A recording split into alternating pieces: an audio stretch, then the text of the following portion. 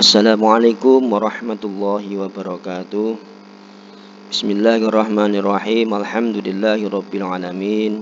Shalatu wassalamu ala asrofil anbiya'il mursalin sayyidina wa maulana Muhammadin wa ala alihi washabihi ajmain, amma ba'd. Yang saya hormati Ibu Uswatun Hasanah SPD MPD selaku pembimbing mapel lokakarya dalam kegiatan PPG Daljab 2021 Mapel Fikih angkatan kedua. Di sini saya akan menyampaikan terkait bahan ajar Mapel Fikih kelas 7 kadih yang pertama, yaitu Toharo bersuci. Sebelumnya mohon maaf yang sebesar-besarnya khususnya pada Ibu Uswatun Hasanah selaku pembimbing jika apa yang saya sampaikan dalam video kali ini ada yang kurang, kami mohon bimbingannya. Oke, kita ketahui bahwa manusia hidup di dunia ini adalah untuk beribadah, untuk mencapai ridha Allah. Ibadah itu ada ibadah dohir, ada ibadah batin. Kali ini saya akan menyampaikan bab toharo bersuci. Karena apa? Karena bersuci itu adalah merupakan kewajiban bagi umat Islam jika melakukan ibadah yang dituntut harus suci. At-toharo, apa toh yang dimaksud toharo tersebut? Toharo itu adalah bahasa Arab. Toharo berasal dari bahasa Arab yang berarti bersuci atau suci. Sedangkan menurut istilah, toharo adalah suatu kegiatan bersuci dari najis dan hadas, sehingga seseorang diperbolehkan untuk mengerjakan suatu ibadah yang dituntut harus dalam keadaan suci, seperti sholat, tawaf, baca Al-Quran, membawa Al-Quran. Itu pun harus dalam keadaan suci. Makanya toharo itu adalah merupakan salah satu perintah Allah, sehingga Allah berfirman dalam surat Al-Muddatsir ayat 74 yang berbunyi wasiyabaka fatahhir warrujza fahjur, yang artinya bersihkanlah pakaianmu dan tinggalkanlah segala perbuatan yang keji. Dan juga Allah berfirman dalam surat Al-Baqarah ayat 222 yang berbunyi innallaha yuhibbut tawwabina wa yuhibbul mutatahhirin, yang artinya sungguh Allah menyukai orang-orang yang taubat dan menyukai orang-orang yang menyucikan diri. Perlu diketahui bahwasanya bersuci itu dibagi menjadi dua. Berdasarkan sifat dan pembagiannya, bersuci dibagi menjadi dua, yaitu satu, bersuci lahiriah. Bersuci lahiriah contohnya bersuci badan, tempat tinggal, lingkungan dari segala bentuk kotoran dan najis. Sedangkan yang kedua adalah bersuci batiniah. Bersuci batiniah yaitu membersihkan jiwa dari kotoran batin berupa dosa dan perbuatan maksiat seperti syirik, takabur, dan riya. Terus cara mencegahnya gimana untuk bersuci batiniah? Yaitu dengan cara taubat, tidak akan melakukan perbuatan tersebut, tidak akan mengulangi lagi, dan memperbanyak istighfar untuk membersihkan jiwa kita menjadi orang yang bersih suci. Kemudian selanjutnya bahwa kita diharuskan bersuci itu harus ada alatnya, alat-alat untuk toharo atau bersuci. Adapun alat yang dipergunakan dalam bersuci terdiri dari dua macam. Satu dari air dan juga bukan air, seperti contoh batu, kayu, kertas, daun, dan benda kasat lainnya yang tidak dimuliakan atau tidak dihormati. Adapun jenis-jenis air yang bisa digunakan bersuci ada 7 macam, yaitu meliputi air yang turun dari langit dan air yang keluar dari bumi itu dibagi menjadi 7. Air hujan, air laut, air es, air sumur, air embun, air mata air, air sungai. Semuanya itu adalah merupakan air yang bisa digunakan bersuci. Disebut air mutlak. Nah, selanjutnya dari air-air tersebut jika ditinjau dari segi hukumnya itu terbagi menjadi 5 macam. Di antaranya air tohir mutohir, air makruh, air mustakmal, air tohir ghairu mutohir, dan air mutanajis. Yang pertama air tohir mutohir atau air mutlak. Apa toh yang disebut air tohir mutohir itu?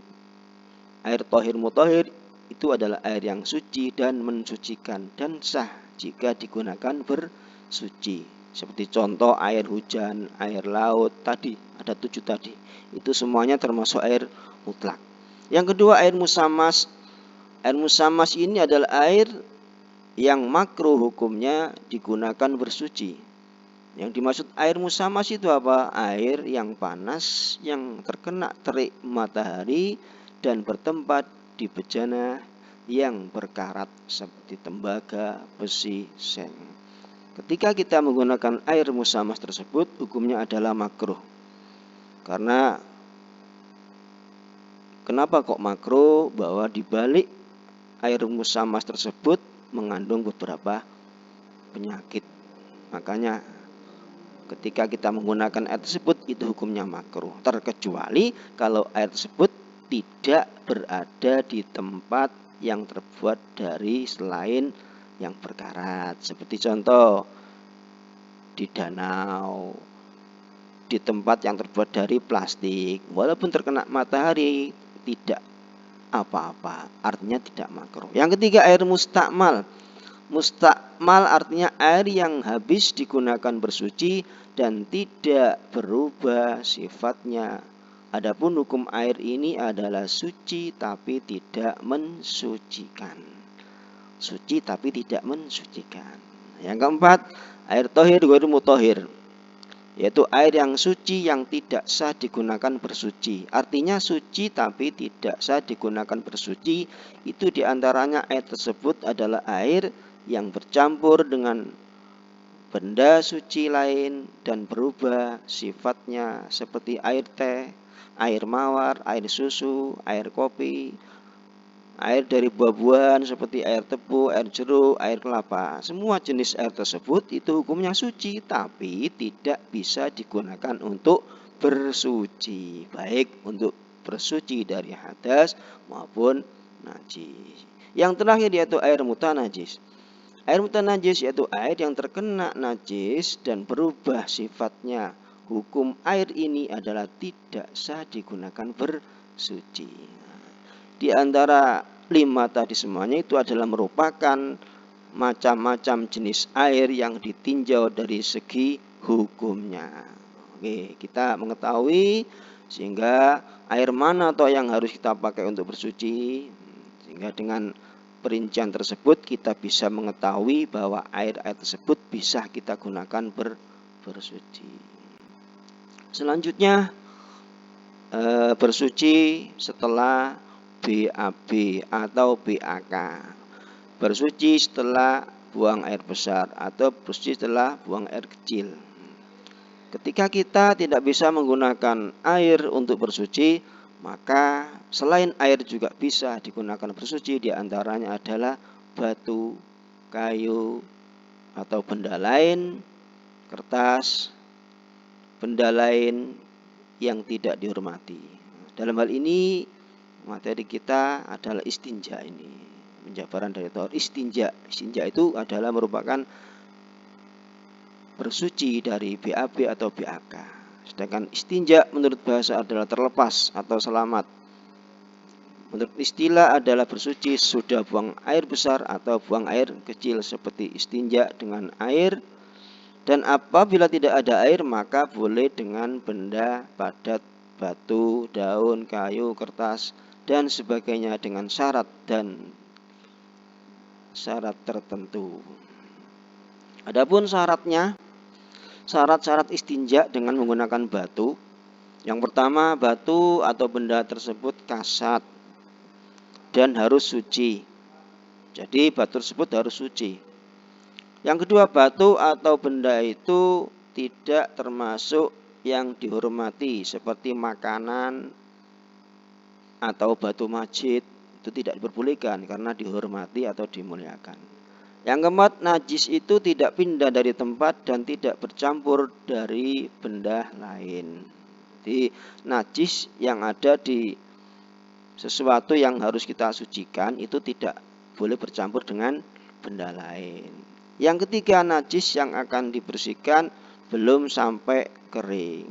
Tadi yang pertama, batu atau benda kasat itu harus suci, itu minimal adalah 3.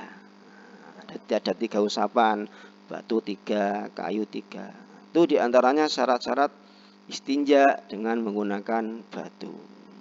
Oke, mungkin untuk materi kita kali ini sampai di sini dulu untuk ketentuan alat-alat bersuci.